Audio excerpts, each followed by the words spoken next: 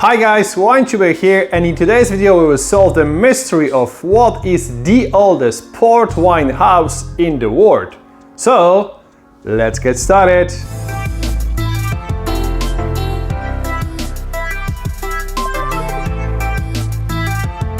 Before we start, many thanks to the Corkscrew Wine and Spirit merchants for helping me with this video. And if you're watching my channel for the first time, please consider to subscribe. During the preparation of my video about the top 10 most fascinating and unusual wine appellations in the world, link can be found here or in the description below, I realized that according to the Croft Port House website, this is the oldest port house as was founded in 1588. But according to the Kopke port website, this is the oldest house as was founded in 1638. So the question is, who is wrong and who is right, as both houses claiming that they are the oldest port producers. So watch this video until the end to find out. Before I show you which port house is the oldest, I will tell you what you should know about the port wine and the region where it's produced. Port is a fortified wine produced in the Douro Valley in the northern part of Portugal. Did you know that in 2001 Douro Valley was listed on the UNESCO World Heritage Site as the oldest defined and regulated wine growing region in the world? So the region was defined and classified in 1756, and 1 year later every one of the port vineyards was classified according to the quality of their wines. So there are two main port styles available on the market: wood matured Tawny and bottle matured Ruby. So the first difference between Ruby and Tawny is the color, as both names Ruby and Tawny are regarding to the color of the wine. The second and the most important difference between both wines is the aging process. Ruby ports are aged in oak barrels for short periods of time to preserve the youthful flavor and ruby color, which is on the other hand, Tawny port are aged for longer periods of time, and during this process wine is going through micro-oxidation.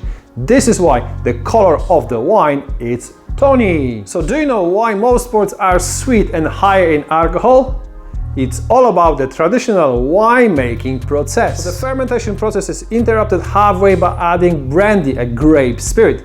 This process, called locally beneficio, is raising the level of alcohol, but at the same time keep the natural sweetness from the grapes. Apart of Ruby and Tawny ports, there are also white ports available on the market and could be extra dry or super sweet, called Lagrima, but also Port Rosé. Did you know that the pink port is quite new, as was launched to the market in 2008 by Croft House?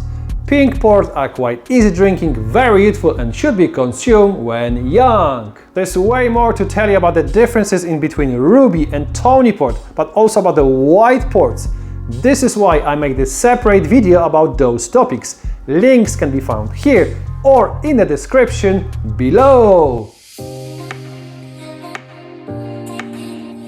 Now is the time to answer the question of the day. What is the oldest port wine house in the world? So the Croft House activities dates back to 1588, which was also the first year of first ever recorded shipment of Douro wines to the UK, organized by Croft House. The first recorded shipment of port wines took place in 1678.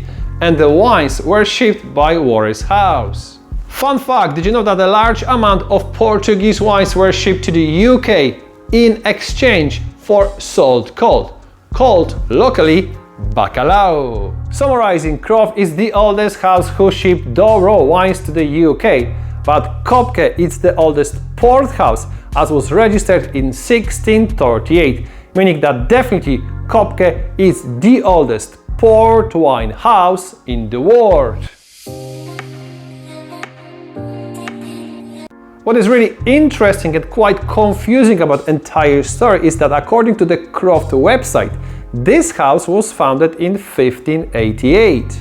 But according to the back label of Croft wines, this house was founded in 1678, just proving that Kopke is definitely the oldest port wine house. Thank you very much for watching. I really hope that you enjoyed this video. By the way, don't miss out my next one, another interesting story about the oldest wine appellation in the world. So stay tuned, don't forget to subscribe, and see you next time.